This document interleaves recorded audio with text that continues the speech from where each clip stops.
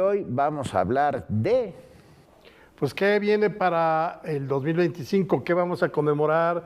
¿Qué vamos a celebrar? Fechas así que son importantes que recordemos. ¿Con qué nos vamos a asustar? Es que estamos... ¿Con qué nos vamos a asustar? Claro.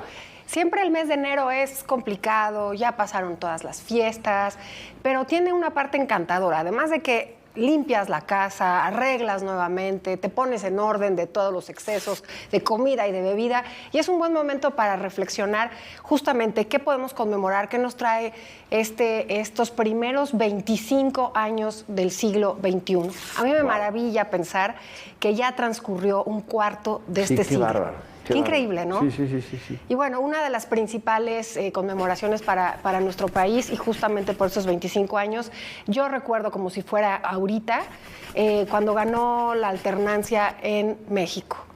Me parecía impensable creer que hubiera una alternancia en el gobierno. Veníamos de una tradición de todo el siglo XX, de un partido monolítico, que si bien tuvo cosas muy buenas en un principio y que se lograron cosas que lo hemos dicho muchas veces, movilidad social, instituciones, la verdad es que al final era un Estado autoritario, monolítico, represor, incluso en muchos momentos, y el hecho de que nuestra sociedad haya logrado, empezamos con esa credencial de elector donde ya participábamos y nuestra voz contaba para elegir democráticamente, como si hubiéramos llegado a una mayoría de edad.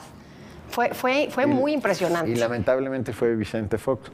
Pero bueno, ¿qué vamos a hacer? Nada, de eso se... Pero de eso se trataba la democracia, Así ¿no? es la democracia y así funciona la democracia. Pero ¿sabes qué es lo triste? Que yo sí pensé que los primeros años de este siglo serían definitivos para ya tomar un rumbo definitivo para el país, y parece que somos el país que, como el perro que se persigue la cola. Sí. O sea, seguimos atados a muchas cosas, no damos ese paso hacia adelante, pero tenemos un país que de pronto parece que va a la deriva. De pronto, y ese sueño que teníamos, éramos muy jóvenes, cuando teníamos ese logro, de verdad, se sentía que podías con tu voto elegir, podías sentir que vivías en un país que ya garantizaba cosas tan básicas como algo que no está resuelto. Oye, pero además junto a ese balance que son 25 años de alternancia y creo que los resultados son más negativos que positivos, lo otro que tendríamos que pensar es también el avance impresionante de la tecnología.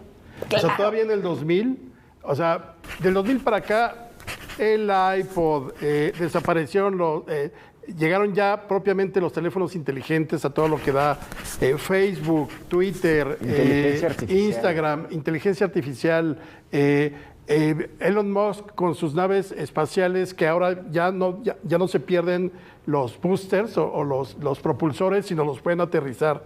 El streaming para televisión, para música, o sea, ya quien tiene un CD o un DVD. Pues, estamos viviendo en el futuro. Ya nos alcanzó. Estamos viviendo en el futuro.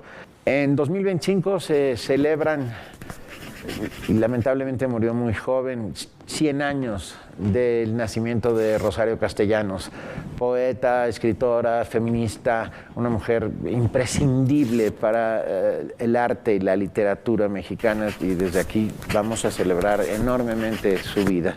Muere de una manera muy tonta en Tel Aviv, saliendo de bañarse, toca una lámpara y se electrocuta. Y la perdimos muy lamentablemente. Y el 20 de enero toma posesión por segunda vez Donald Trump como presidente de los Estados Unidos, y no sabemos qué deparará el futuro, porque bueno, él ha amenazado con deportaciones masivas y somos el país que está en el ojo del huracán. En ese sentido, esperemos que todo salga bien. Oye, pero más históricas, por ejemplo, se cumplen los 700 años 700. de la fundación de Tenochtitlán. Ahora sí, real. Exacto. La otra vez querían empatar lo que una fundación lunar, eso no existe. Los arqueólogos, grandes maestros como Matos Moctezuma y otros muchos han señalado que lo más probable, de acuerdo a las investigaciones y todo, es que Tenochtitlán se haya fundado en 1325. Por eso, este 2025 estamos cumpliendo 700 años de la fundación de lo que luego sería el Gran Imperio Mexica, ya propiamente cuando ahora sí se supone que encuentran el águila posada sobre un nopal, no devorando una serpiente, simplemente posada en un nopal. Lo de la serpiente es posterior y que a partir de ahí empieza toda la historia de los 11 tlatoanis que gobernaron Tenochtitlán. Y es una gran conmemoración porque vivimos en una ciudad que tiene 700 años de estar habitada continuamente. Es una ciudad que es arqueológica, que si tú excavas encuentras capas de historia y capas de periodos, y es una parte sumamente importante. Yo recuerdo que en 2021, cuando se hizo esa celebración, un poco con calzador, porque no se entendía que el pueblo que adoraba al sol fundara su ciudad en un, digamos, en un eclipse de luna, bueno, claro, y que no se esperaran al eclipse del sol. Y como bien dices, Alejandro, Matos Moctezuma, Leonardo López Luján han insistido durante estos años en decir, bueno, la fecha no es que no importe, sino que hay que entender el proceso por el cual los aztecas, los mexicas fundaron esta grandísima ciudad y esta grandísima centro ceremonial, que es nuestro antecedente y es nuestra raíz más profunda. Bueno, hay otras, pero digamos de estos 700 años continuos de ser una ciudad. Y me parece que es una gran celebración este 2025. En octubre de este año se conmemoran, 50 años del trágico accidente del metro, el primero y más grande que hubo, donde más de 30 personas murieron en la estación, cerca de la estación Chabacano y San Antonio Abad, si mal no recuerdo. Y fue un momento traumático para la capital de la República Mexicana, porque sí fue un momento en que nos quedamos todos pensando que el metro era irrompible y eterno, igual que el Titanic, ¿no? Y lamentablemente, bueno, 2 trenes se alcanzan, hay un montón de muertos y ya nos quedamos con la sensación de que puede volver a suceder como sucedió. Claro, por supuesto, que sería muy bueno darle una muy buena manita de gato. Otra importante, se cumplen 200 años de la rendición de San Juan de Ulúa. Porque acuérdense que se consuma la independencia en 1821, pero pues a un grupito de españoles dijeron, nosotros no nos vamos de aquí porque esta tierra es de nuestro rey, y se quedaron en San Juan de Ulúa, que no es como ahora que llegas en carretera o manejando. Estaba bastante retirado de lo que era el puerto. Pero además, San Juan de Ulúa era la gran fortaleza en ese momento, y el abastecimiento llegaba desde Cuba, entonces nadie les hacía daño. Hasta que finalmente lograron cercar el capitán Pedro, no sé si capitán o almirante Pedro Sáenz de Baranda, por ahí está el que también fue presidente de México, Miguel Barragán, en 1836, logran finalmente, con lo que son los inicios de la Armada Mexicana, poner, digamos, sitiar San Juan de Ulúa, y se tienen que rendir en 1825 las últimas tropas españolas, con lo cual ya, ahora sí, México es totalmente independiente, porque imagínate que te estuvieran bombardeando 4 años. Claro. Por inconformidad. Qué necedad. Ahora, fíjate, qué trágica también la muerte unos años atrás de Iturbide. Cuando él está en Europa, escuchaba estos rumores de que iban a volver a luchar por recuperar esa joya de la corona que había sido para el Imperio Español, todo lo que fue Nueva España, y que cómo era posible que lo perdieran. Y él, en una de sus justificaciones, en una de sus cartas, yo no le estoy quitando lo terrible que fue que anulara el Congreso, que se hiciera llamar emperador y demás, esos fueron grandes errores. Pero lo que era real es que había un grupo de españoles, no era posible que se perdiera México. Incluso el reconocimiento fue hasta 1836, siendo el primer embajador o representante plenipotenciario el esposo de Fanny Calderón de la Barca, de la Marquesa Calderón, el primer representante del gobierno español en México hasta 1836. Pero claro, sí fue cierto lo que escuchó Iturbide de que querían invadir, retomar. Y me quedé pensando, Benito, me gustaría retomar a Rosario Castellanos. Venga. Porque Rosario Castellanos pertenece a un grupo de mujeres que además fue, la discriminación fue doble, porque en la carrera de relaciones exteriores, de relaciones internacionales o diplomacia, que se conoce ahora, no era fácil para las mujeres. Incluso durante muchísimos años los cargos eran nada más administrativos. Sí. Jamás podía ser una mujer embajadora. Entonces, el que ella haya logrado ser una mujer embajadora, el que ella haya abanderado ese lugar para las mujeres y siendo además una escritora, sufriendo también una vida personal compleja con Ricardo Guerra, famosísimo, también un gran pensador mexicano. Pero bueno, sí es una mujer importante y es un lugar que las mujeres en la diplomacia han ido ganando hoy por hoy. Perdón, me quedé pensando, entra en vigor en este 2025 la reforma judicial y tendremos unas elecciones raras que no han logrado todavía de cuajar en toda su justa dimensión, pero bueno, votaremos por jueces, por magistrados. No, yo no voy a votar, de una vez les digo, no voy a votar. Pero si quieren saber por qué sí o por qué no, ahorita vámonos a una pausa y regresamos. Esto es lo que viene para el 2025.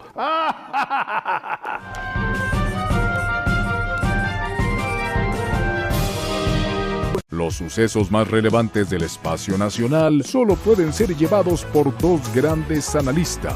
Todo personal, con Jorge Fernández. ¿Cómo se llegó a esas conclusiones? Y Viviana Belsazo. Vamos a otro tema. Hoy terminó la convención. Lunes a viernes a las 11 de la noche, hora ADN 40. El throning es una tendencia de citas entre la generación Z, donde las relaciones se buscan más por el lograr beneficios en las redes sociales que por un interés amoroso. Y es que en lugar de buscar conexiones basadas en el amor o la afinidad, las personas que practican el throning buscan colocarse al lado de personas cuya influencia o popularidad pueda contribuir a solidarizar su marca personal. Esta práctica, que tiene matices del cazafortunas del pasado, refleja la importancia que hoy tiene la imagen en redes sociales, especialmente entre las generaciones más jóvenes. Para ADN 40, Fuerza Informativa Azteca.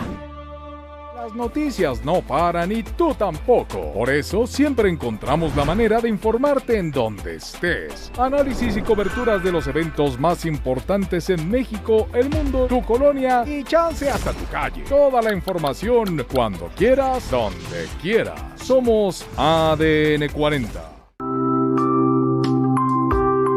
¿Por qué a veces te despiertas a las 3 de la mañana?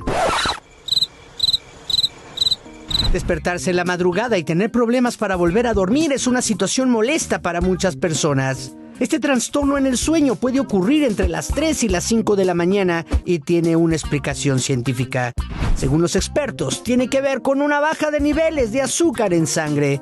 El descenso de la glucosa provoca la liberación de hormonas del estrés, mayor cortisol y el aumento de la adrenalina. Estos tres factores alteran el sueño profundo y provocan que las personas interrumpan su descanso. Para no despertarse en la madrugada, reduzca el consumo de grasas saturadas, proteínas moderadas y pocos carbohidratos. Los ajustes alimenticios ayudarán a mejorar el descanso nocturno. Sin embargo, existen otros factores que pueden alterar el sueño, como lo son el estrés, la ansiedad y el consumo de ciertos medicamentos. Además, se sugiere evitar la exposición a pantallas, celulares y televisores antes de dormir. Y por supuesto, cualquier síntoma que tengas, consultar a un médico, ya que el sueño es fundamental para la salud. Para ADN 40, Fuerza Informativa Azteca. Cada día tiene cosas nuevas. No te quedes fuera del mundo de la información. Noticias para despertar. Con Valentina Rodríguez y Viridiana Hernández. Es importante que conozca el estado de las líneas del metro capitalino. Lunes a viernes a las 5:30 de la mañana. Por ADN 40. Siempre conmigo. Investigadores de la Universidad Japonesa de Nagoya. Estamos de regreso. ¿No vas a votar entonces? No. Ok. Yo depende. Hay que ver. Hay que ver qué pasa. Yo me siento actualmente incapaz de decir esta persona. Exacto. Va a ser la que va a poner una diferencia en cosas vitales, importantísimas. Deja tú ya lo político, que es tremendísimo, ¿no? Que no tenemos una institución fuerte en el Poder Judicial, que eso es a lo que aspira cualquier democracia. Pero yo creo que... Si tenemos la información suficiente... Eso nunca lo hemos tenido ni siquiera con los candidatos. Pero bueno, de eso podemos hablar ya muy cerca, dedicarle un programa a todo lo que es el Poder Judicial en la historia y todo eso. Ok. Ya cuando nos acerquemos. Otro importante, 80 años de la participación de México con el Escuadrón 201, porque este año además, a nivel mundial, se conmemoran los 80 años del fin de la Segunda Guerra Mundial. Se me hace Los tan temprano. 80 años. Nada. Nada. No es nada. O sea, mis Claro. papás siguen vivos. Sí, A ellos claro. les tocó. Mi mamá se acuerda de los simulacros que hacían en la Ciudad de México, donde apagaban Antiaéreos. todo. Y nada más sobrevolaba una avioneta que decía, ay, por el lado norte hay una lucecita prendida y entonces había que apagarla. Imagínate, o sea, no es nada. Y el mundo está de cabeza, pero es 80 años del Escuadrón 201, 80 años del fin de la guerra en Europa y 80 años, que esa es una conmemoración, no celebración, muy, muy, muy emotiva, la de la primera vez que se utilizó una bomba atómica, bueno, fueron dos, contra la humanidad contra la humanidad. 80 años de Impresionante. Hiroshima y de Nagasaki. 80 años que, perdón. No, solo que no deberíamos olvidarlo. Por supuesto. Tenemos que tenerlo en la cabeza y que tenemos que hacer saber de la desgracia infinita que significó la bomba atómica en Nagasaki y en Hiroshima. Y lo que significó esa horrenda guerra, que parece que no entendimos nada. Nació el multilateralismo con la ONU, que también cumplirá años. 45, ¿no? Sí, claro. porque es justo cuando 80. termina la guerra, pero ahora se puede cuestionar muchísimo, porque sin duda no evitó que fuera invadido otro país. En fin, el mundo sigue dando muchas vueltas, sigue girando, seguimos, no me quiero bajar, decía Mafalda, que ya se quería bajar. Pero otra de las fechas que estábamos platicando antes de empezar el programa, Alejandro, a ti y a mí que nos gusta mucho la época de la conquista, se cumplen 500 años del asesinato de Cuauhtémoc, en esa expedición que Hernán Cortés se lleva a Cuauhtémoc a las Sigüeras para poner en orden a Cristóbal de Olid, porque él también quería tener su... Las Sigüeras es Honduras. Ahora es Honduras, y que no puedes creer que una Malintzin haya decidido acompañarle.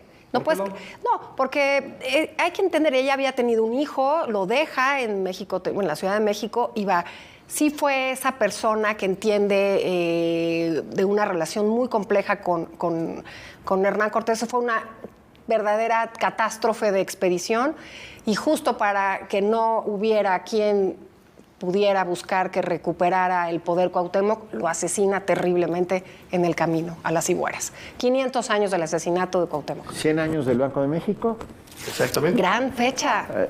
Sí, el sistema bancario mexicano se centraliza y existe a partir de ese momento el Banco de México, quien emite el papel moneda, el que controla la parte de la economía del país. Y bueno, visiten el Museo del Banco de México, que por cierto es francamente admirable. Ya les dijimos que estamos en el Museo Casa Estudio Diego Rivera y Frida Kahlo. Vean qué maravilla, arropados por la inmensa genialidad de Diego, por sus colecciones, por este cuadro bellísimo que tenemos detrás de Dolores del Río. Gracias al Instituto Nacional de Bellas Artes y Literatura por permitirnos hacer esta serie de programas aquí. No, y además hay unas exposiciones temporales, no se las pueden perder. Audé Breton, la hija de André Breton, vivió aquí y hay una exposición con sus collages. André Breton es uno de los grandes padres del surrealismo. Por supuesto. Cuento una historia maravillosa. Cuéntala, que además vivieron aquí, ella y su esposa. André Breton, cuando viene a México, decide que necesita tener una mesa para trabajar, y entonces la dibuja en perspectiva y se la da a un artesano, y el artesano se la hace en perspectiva. O sea, siguiendo el dibujo, le hizo una mesa así. Y esa mesa está exhibida en un museo parisino hace muchos años, que es una verdadera joya. Y André Breton lo celebró enormemente, uno de los padres del surrealismo. Pues qué manera más increíble. Oye, otros 80 años de la muerte de Plutarco Elías Calles, que fallece el 19 de octubre de 1945. La gran paradoja es que en la misma fecha, 19 de octubre, pero de 1970, es cuando fallece Lázaro Cárdenas.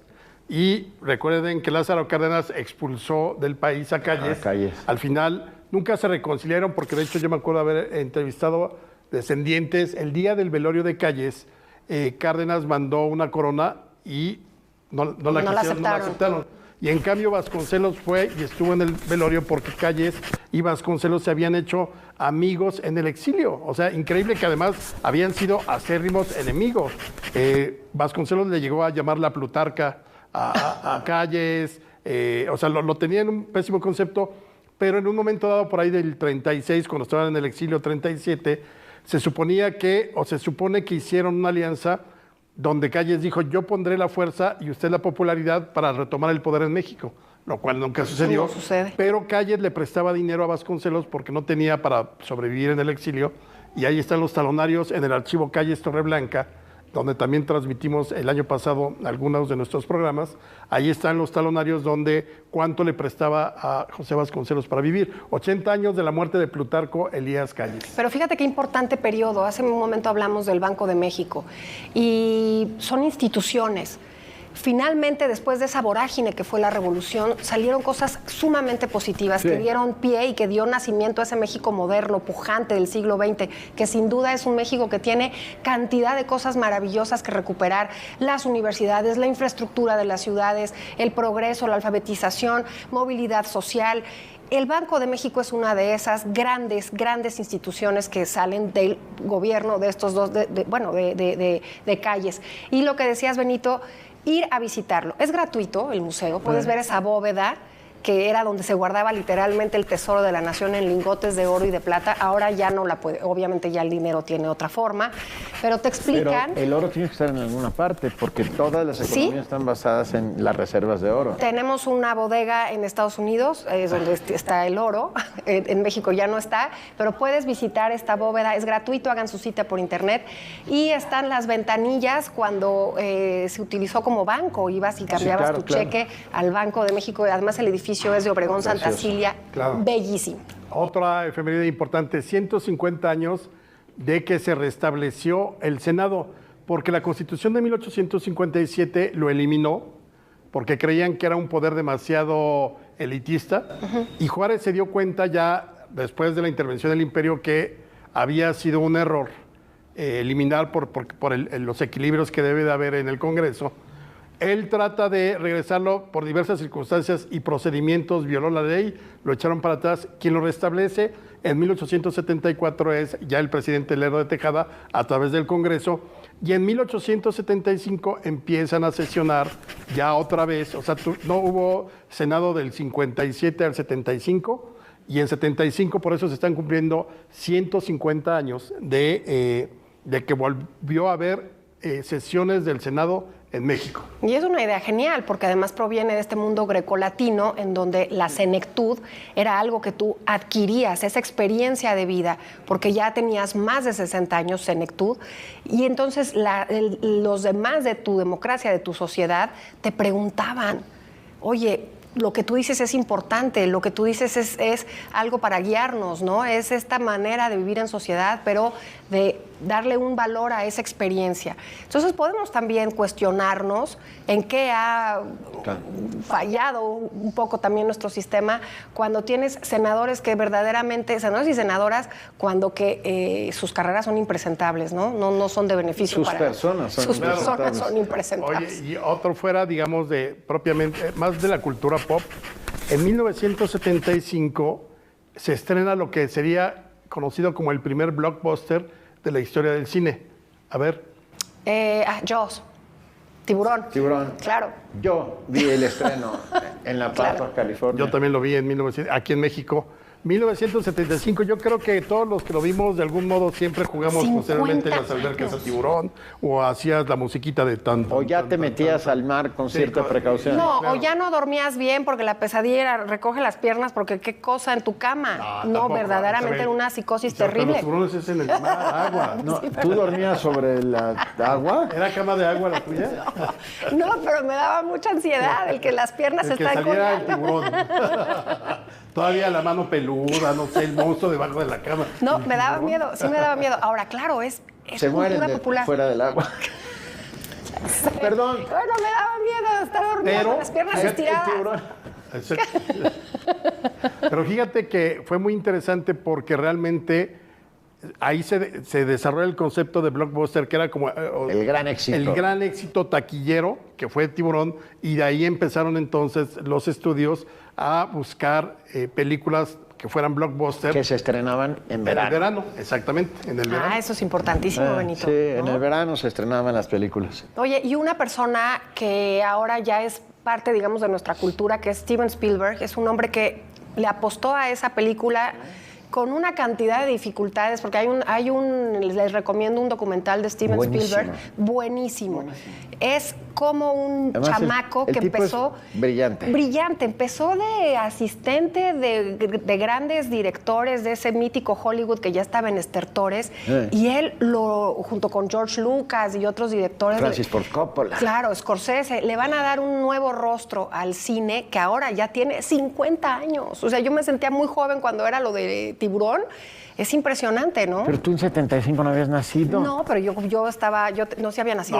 Tenía 2 años. Sí, claro que no. No, claro que había nacido. Sí. Ahora, a mí me daba miedo cuando salieron las secuelas, porque yo era muy pequeñita, claro, pero sí, ya había nacido. Yo di mi primer beso en 75, o sea que está cumpliendo, ¿qué? 50 años de mi primer beso. ¿En qué cine? En un cine en La Paz, Baja California Sur. Si alguien quiere saber más, mi libro 4 veranos lo cuenta.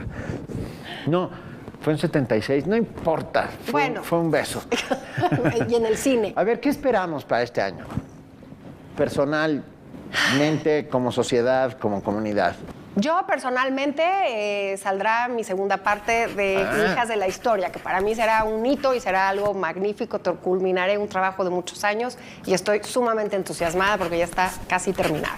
Yo sacaré el segundo tomo de Cuchara y Memoria, que por cierto ya está en librería, si quieren verlo. Es una memoria, un ensayo crónica sobre sabores, olores, comidas, sobre todo eso que nos reconcilia con el mundo. Y saldrá la segunda parte. Yo estoy preparando Érase una vez Tenochtitlán. ¡Ah, qué bien! ¡Genial! ¡Qué bien! Por los 700 años, igual de divulgación. ¿No lo habías dicho? ¿Lo estás diciendo? Es una premicia. Bien, bravo. Y pues lo que vaya surgiendo, ¿no? Porque siempre hay cosas que te llevan, te invitan, haces. Esperamos repetir mucho. Traemos un show como nos querían ver a Benito y a mí, con unas charlas que preparamos a 2 voces y han sido bastante divertidas, ¿verdad? Bien, han funcionado muy bien. Veremos a ver si hacemos más para el próximo año, más bien para este año que está comenzando. Pero sobre todo yo espero que encontremos el camino de algún modo para que disminuya la violencia, que esté menos crispado el ambiente. Que sea un país más justo, más para todos. Y yo, espero que ustedes sigan brindándonos el favor de su atención. O sea, estaremos aquí presentes todos los domingos a las 4 de la tarde. Y sin ustedes, nosotros no existimos. Así que el ADN de la historia, por favor. Hacer una conmemoración personal, que estoy cayendo en cuenta ahorita. 30 años de dedicarme profesionalmente a la historia, a la cultura.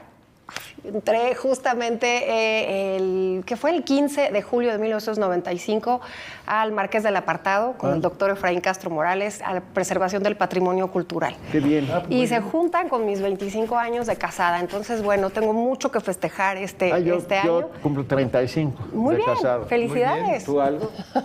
Cumplí el año pasado 35 de dedicarme a la historia y 25 de mi primer libro. Bien.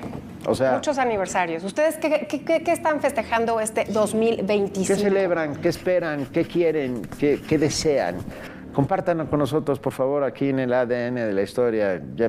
Son ustedes nuestros cómplices, nuestros amigos, aquellos que nos dan la pauta y por los cuales seguimos aquí todos los domingos con enorme gusto. Y nos vamos, pero nada más un rato. Nos vemos el próximo domingo en el ADN de la historia. Muchas gracias. Gracias. Feliz comienzo de año.